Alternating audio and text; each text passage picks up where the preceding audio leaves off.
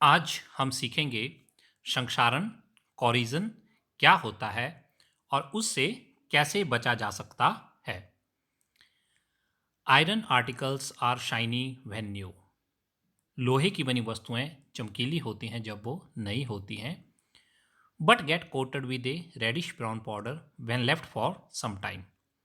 लेकिन कुछ समय पश्चात उन पर लालिमा युक्त भूरे रंग की परत चढ़ जाती है जब उन्हें खुले स्थान पर बाहर छोड़ा जाता है। This process is commonly known as rusting of iron. प्राय इसी प्रक्रिया को हम लोहे पर जंग लगना भी कहते हैं। यदि आप इस चित्र को ध्यान से देखेंगे तो आपको लोहे के ऊपर भूरे रंग का जंग लगा हुआ दिखाई देगा, रस्टिंग ऑफ आयरन।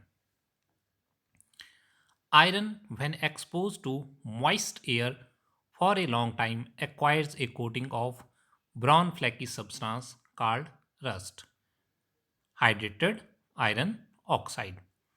लंबे समय तक आर्द्र वायु में रहने पर लोहे पर भूरे रंग की परत चढ़ जाती है जिसे जंग कहते हैं। तो चलिए अब देखते हैं जंग की केमिकल रिएक्शन। देखिए ये Fe आयरन लोहा है। जब ये लोहा ऑक्सीजन और पानी के संपर्क में आया, हमने पढ़ा था आर्द्र वायु, मॉइस्ट एयर। जो मॉइस्ट एयर होगा उसमें हवा के साथ साथ पानी भी होगा in the form of vapours. अब जब ये दोनों ही इकट्ठे हो गए तो Fe2O3 dot H2O hydrated iron oxide बन गया। और यही हाइड्रेटेड आयरन ऑक्साइड जो है इसे हम रस्ट कहते हैं, जंग कहते हैं। For rusting the presence of both oxygen and water और वाटर वेपर इज इसेंशियल। तो इसका मतलब हुआ कि जंग लगने के लिए दोनों ऑक्सीजन और जल या फिर जलवाष्प होना आवश्यक है। यदि आप इस चित्र को ध्यान से देखेंगे तो यहाँ पर ये एक लोहे की चेन है, और जब ये लोहे की चेन ऑक्सीजन और जल के संपर्क में आई तो फिर इसके ऊपर हाइड्रेटेड आयरन ऑक्साइड जंग रस्ट लग गया और ये भूरे रंग की परत जो थी वो इस लोहे के ऊपर आ गई। Some other metals also get tarnished in this manner. Have you noticed the color of coating formed on copper and silver? कुछ अन्य वस्तुओं में भी ऐसा ही परिवर्तन होता है। क्या कभी आपने चांदी अथवा तांबे पर चढ़ने वाली परत पे के रंग पर ध्यान दिया हुआ है? चलिए सबसे पहले बात करते हैं कॉपर की।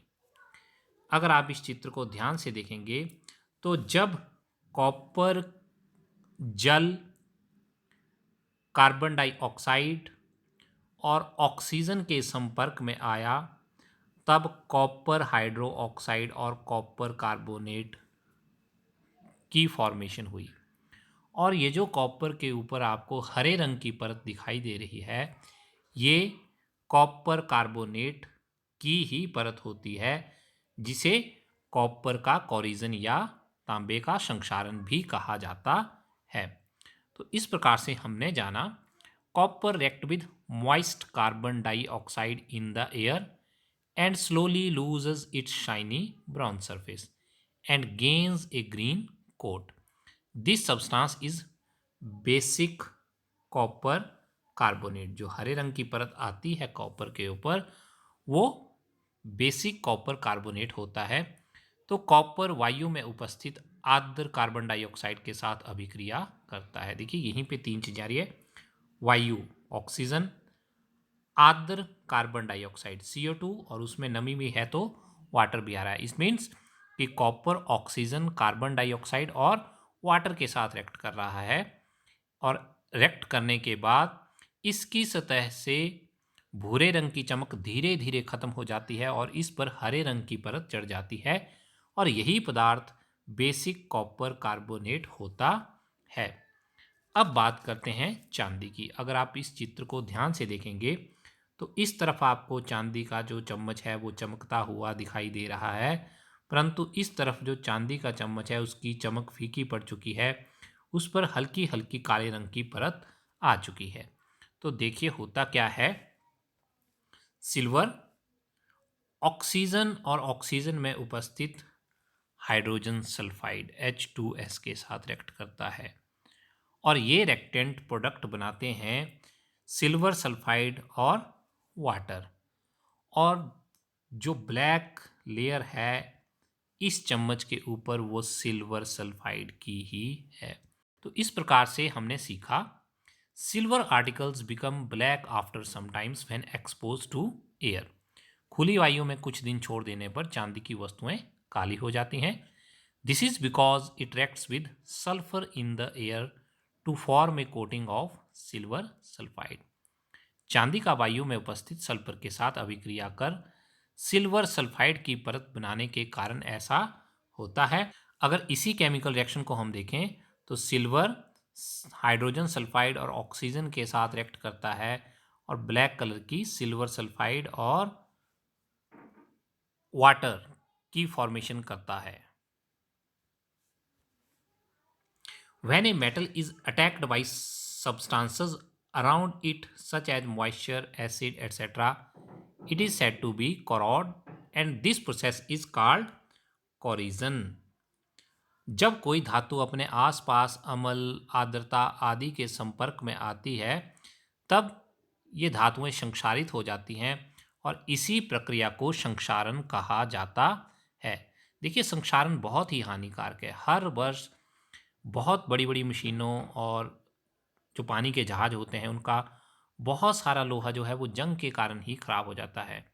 जंग के कारण हमें लोहे की बहुत सारी वस्तुओं को बदलना पड़ता है या उनको जंग से बचाने के लिए पेंट इत्यादि का खर्च करना पड़ता है।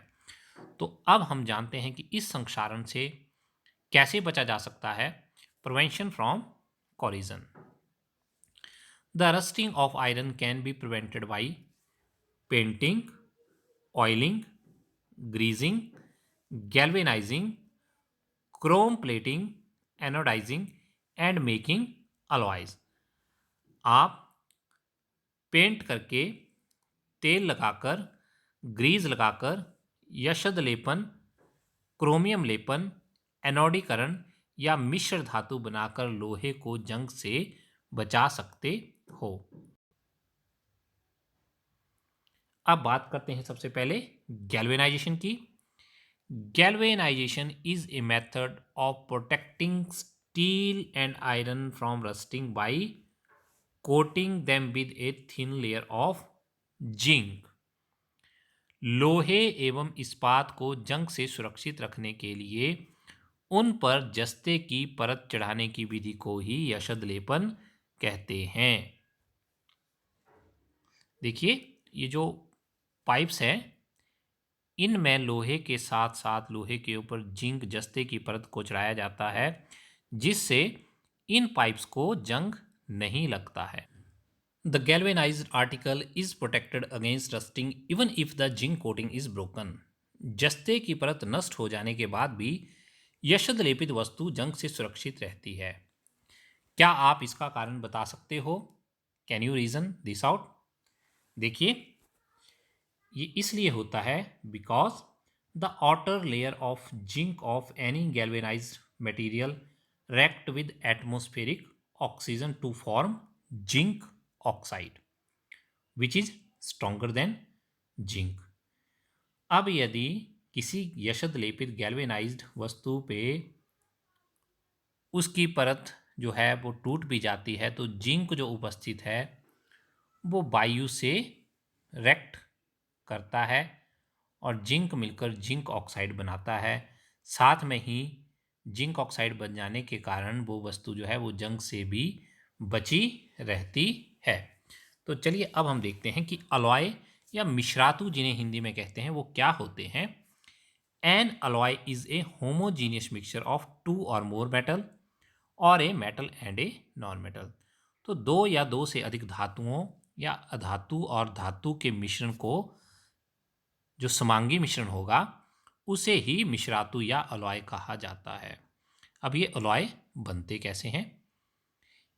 It is prepared by first melting the primary metal इसे तैयार करने के लिए सबसे पहले तो मूल धातु को गलाया जाता है and then dissolving the other elements in it in definite proportion. उसके पश्चात दूसरे तत्वों को एक निश्चित अनुपात में उसमें मिक्स कर दिया जाता है। It is then cooled to room temperature और फिर इसे कमरे के तापमान पर ठंडा कर बनाया जाता है। अब बात करें आयरन लोहे की। Iron is the most widely used metal. लोहा सर्वाधिक उपयोग किए जाने वाली धातु है। But it is never used in its pure state. परंतु कभी भी शुद्ध अवस्था में इसका उपयोग नहीं किया जाता है। This is because pure iron is very soft and stretch easily when hot. क्योंकि शुद्ध लोहा अत्यंत नरम होता है और गर्म करने पर आसानी से स्ट्रेच हो जाता है, खिंच जाता है। But if it is mixed with A small amount of carbon approximately 0.05%, it become hard and strong. परंतु यदि इसी लोहे में थोड़ा सा कार्बन लगभग 0.05% मिला दिया जाए तो यह बहुत ही कठोर और प्रबल हो जाता है। तो जो हम लोहा प्रयोग करते हैं वो शुद्ध लोहा नहीं होता है, उसमें हल्की सी मात्रा में कार्बन भी मिला होता है। When iron is mixed with nickel and chromium, we got stainless steel, which is hard and does not rust. तो लोहे के साथ जब निक्केल और क्रोमियम को मिलाया जाता है तब स्टेनलेस स्टील या स्टेनलेस इस्पात बनता है जो कठोर होता है और उस पर जंग नहीं लगता है। तो इस प्रकार से स्टेनलेस स्टील में आयरन, निक्केल और क्रोमियम तीन अलग अलग मेटल हैं और उनके होमोजीनियस मिक्सचर के कारण ये एक अलॉय है। और आपने स्टील तो देखा ही होगा, घरों में बहुत सारे बर्तन जो होते हैं वो स्टेनलेस स्टील के होते हैं। बात करते हैं गोल्ड की, सोने की।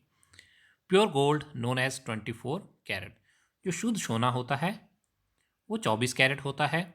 इज़ वेरी सॉफ्ट, और वो भी काफ़ी नरम होता है। It is therefore not suitable for making jewellery, और नरम होने के कारण यह आभूषण बनाने के लिए उपयुक्त नहीं होता है। It is alloyed with either silver और कॉपर, तो शुद्ध लोहे में चांदी या तांबा मिक्स किया जाता है और ऐसा करने पे वो हार्ड होता है और उसी से आभूषण बनाए जाते हैं। अब आपने सुना होगा सुनार की दुकान पे वो आमतौर पे बात करते हैं 21 कैरेट का सोना, 22 कैरेट या 23 कैरेट। तो 23 कैरेट का मतलब है कि 23 भाग शुद्ध सोना होगा और एक भाग उसमें सिल्वर या कॉपर मिला होगा। 22 कैरेट में 22 भाग सोने के होंगे लेकिन दो भाग जो होंगे वो सिल्वर या कॉपर के होंगे। 21 कैरेट में 21 भाग सोना का होगा जबकि 3 भाग सिल्वर या कॉपर के होंगे। अब सोना तो आपने देखा ही है, 100% शुद्ध सोना जो होता है प्योर गोल्ड, उससे गहने नहीं बनाए जा सकते हैं। If one of the metal is mercury then the alloy is known as amalgam. यदि किसी मिश्रातु में एक हिस्सा जो है, एक भाग जो है वो पारा है, मरकरी है, तो उसे हम अमलगम कहते हैं। देखिए, जो डेंटिस्ट दांतों में फिलिंग करते हैं वहाँ पर भी अमलगम अलॉय का यूज़ होता है। The electrical conductivity and melting point of N alloy is less than that of pure metals. शुद्ध धातु की अपेक्षा जो मिश्रातु होते हैं, अलॉय होते हैं, उनकी विद्युत चालकता और गलनांक कम होता है। एग्जाम्पल देते हैं ब्रास एंड ब्रॉन्ज का। ब्रास जिसे हिंदी में पीतल कहा जाता है और ब्रॉन्ज को कांसा कहा जाता है। Brass is an alloy of copper and zinc. जो पीतल है वो तांबे और जस्ते का मिश्रातु है, जबकि ब्रॉन्ज जो कांसा है वो कॉपर और टिन का, कांसे और टीन का एक अलॉय है, मिश्रातु है। Are not good conductor of electricity, और ये विद्युत के अच्छे सुचालक नहीं है। Whereas copper is use for making electrical circuit, लेकिन जबकि कॉपर या तांबा जो है वो विद्युत का बहुत ही अच्छा सुचालक है। तो देखिए, ये पीतल है ब्रास और ये ब्रॉन्ज कांसे का अलॉय है। सोल्डर एक और अलॉय है। Solder an alloy of lead and tin, ये शीशे और टिन का एक मिश्रातु है। Has a low melting point, और इसका गलनांक बहुत कम होता है, और इसका गलनांक बहुत कम होने के कारण वेल्डिंग इलेक्ट्रिकल वायर्स टुगेदर, इसका प्रयोग किया जाता है वेल्डिंग करने के लिए। जो तारें होती हैं, विद्युत तारें, उनकी परस्पर वेल्डिंग करने के लिए इनका उपयोग किया जाता है। तो देखिए ये सोल्डर अलॉय है, मिश्रातु है।